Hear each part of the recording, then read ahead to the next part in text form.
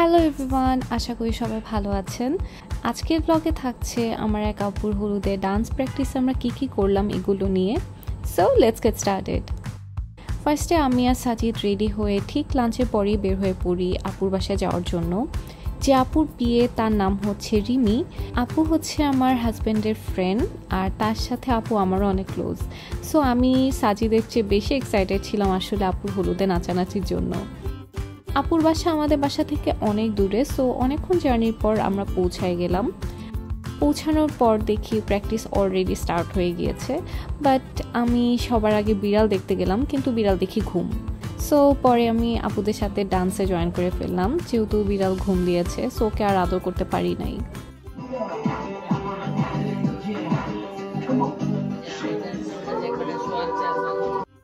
আমাদের আগের দিনেই এই ডান্সগুলো তোলা হয়ে গিয়েছিল, জাস্ট প্র্যাকটিস করছিলাম আমরা। কিছুক্ষণ পর আমরা ব্রেক নিলাম, আর আন্টি আমাদেরকে চানাচুর আর পিঠা খেতে দিল। একটু নেচেই আসলে খিদা লেগে গিয়েছিল আমাদের। অ্যান্ড এটা হচ্ছে আমাদের ব্রাইড রিমি আপু, আর তার কোলে ছোট্ট ক্লাউডি। ক্লাউডি অনেক লক্ষ্মী একটা বিড়াল, সবার কোলেই চলে আসে ইজিলি, আর সারা দিন সবার আদর নেয়। দেন আমরা কিছুক্ষণ গল্প করে আবার ডান্স প্র্যাকটিসে ব্যাক করি।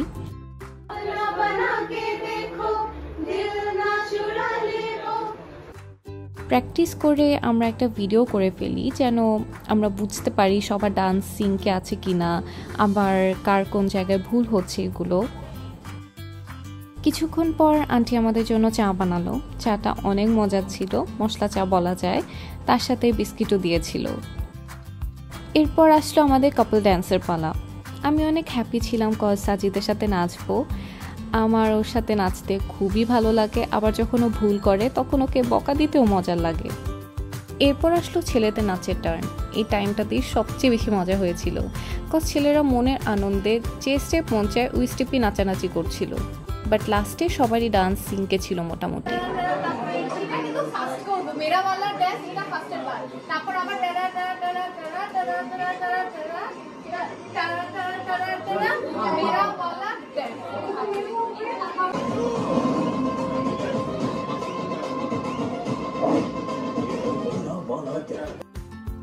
যাই হোক, এরপর স্টার্ট হলো রিমি আপু কাজিনদের ডান্স।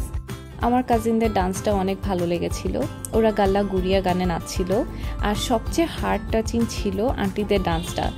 এত কিউট ছিল, যতবারই আমি দেখেছি মাশাআল্লাহ বলছিলাম জাস্ট।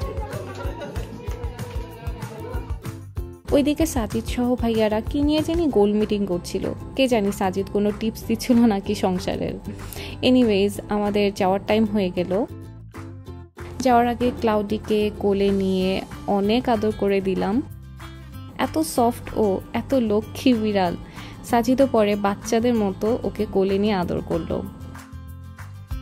এরপর আমরা সবাই ফুচকা খেতে গেলাম। ফুচকার দোকান আপুর বাসা থেকে একদম কাছেই ছিল। এই দোকানের ফুচকা, চটপটি, হালিম তিনটাই খেয়েছিলাম সেদিন, আর আমার তিনটাই খুব মজা লেগেছিল। যদিও হালিম আর চটপটি তেমন ভিডিও করতে পারি নাই, খাওয়াতে বিজি ছিলাম তাই।